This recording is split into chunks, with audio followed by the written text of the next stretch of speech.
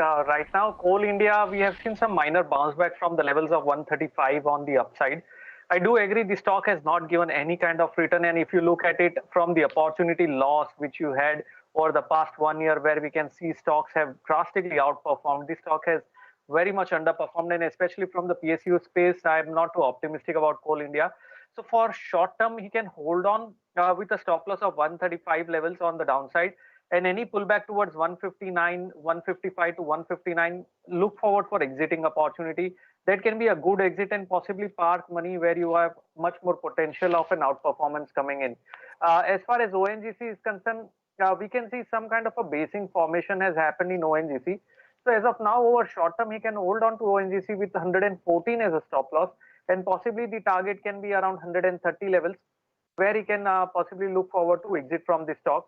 And BHEL has been a very major laggard. If one has to possibly, I think he can exit from the BHEL at current levels or any pullback towards 58, and then possibly buy something like L&T, which is much more better play in this sector rather than BHEL, because it has just not delivered any kind of returns to the investors for quite some time. So I would prefer L&T over BHEL. All right, so Mr. See, for the Berger Paints, we saw a good run up that has happened even post the pandemic, during the pandemic period. Yes. So the stock has done exceptionally well. It has been a classic outperformer, continue to rise on the upside. And I think if he gets any kind of dip, that's a buying opportunity. Over near term, I'm looking forward for a target of 900, but I'm optimistic this stock has the potential to even touch 1400 levels on the upside eventually. Given their input cost has gone up drastically, but still they are managing to perform well. Their profitability is good, the earnings are good, and the chart looks very, very good, promising. And we have seen a continuous higher high, higher low formation, possibly a third wave starting on the upside. So I'm very gungo about on this stock. So hold with a target of 900 and possibly ride further for 1400 if you can hold for say 2 to 3 years. I'll be quick on this. Piramal Enterprises, a very classic stock, shown a very good return. I think definitely hold on to Piramal Enterprise.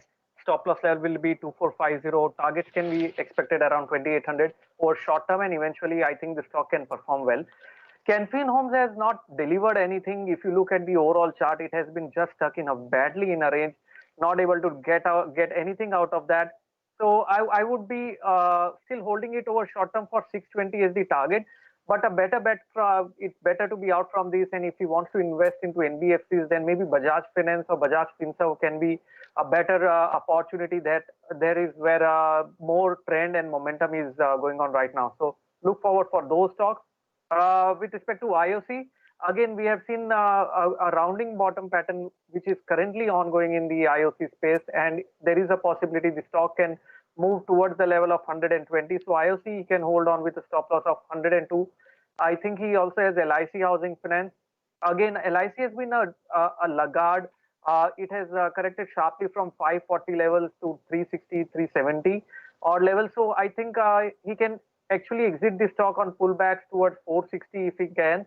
And maybe I would prefer a Bajaj Group over LIC Housing Finance. And with respect to Kalyani Steel, shown very good trend along with the overall commodity space. We can clearly see there has been a lot of buying, not only in the commodity stocks, but if you look at the commodities like copper, aluminum, those have skyrocketed from where they were pre-pandemic. Also, they have done exceptionally well. So this gives an edge towards the commodity stocks, and we can clearly see Kalyani Steel also has delivered good returns. So hold on to Kalyani Steel, maintain a stop loss of 360 for the target of 460 level. Yeah, so see, if you look at Mathan Alloys, that has shown some decent pullback or correction from the levels of 1250, made a low around 920 levels, consolidating there. Over short term, there is a possibility we can see some kind of an uptick here. So he can hold on for now for the targets of 1060. I'm not too optimistic about this stock given that it has come down sharply from there. I would prefer buying something like Tata Steel over Mathan Alloys or Hindalco because that's a better bet. But right now, hold on, maintain a stop loss of 900. If 900 breaks, there can be further downfall that can be expected. So hold with 900. Target is 1060. With respect to Eris Life Science, You can see that many of the life science stocks have done exceptionally well. Eris has also delivered good numbers, and overall, the stock is currently consolidating over past 1 or 2 weeks. That's why we're not seeing any momentum being generated right now. But he can hold on for a target of 780 over short term. And if that is taken out, then further higher levels can be expected. Maintain a strict stop loss of around 700. With respect to Oro Pharma, yes, that is the stock where majority of the traders have been stuck. Oro Pharma had been one of a very good pharma companies, but recently we saw it crashing from that 900 levels towards that 680, and that too in just few days of time. So not many were, maybe in 2 weeks the stock crashed sharply, and it's trying to pull back. So I'm looking at Oro Pharma as a pullback right now. Upside, it can go towards 820. Stop loss can be 680, but if you can hold on to the stock for at least 2 years or 3 years horizon, because I'm not expecting a very sharp rise again back above 920 levels. So if your time horizon, you can extend it to at least 2 years. That is preferred, because then it can consolidate, form some basing formation, and then again start an uptrend.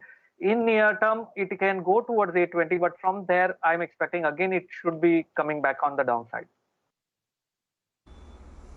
Got it. Parthiv, Ashish, thank you very much for doing the honors today.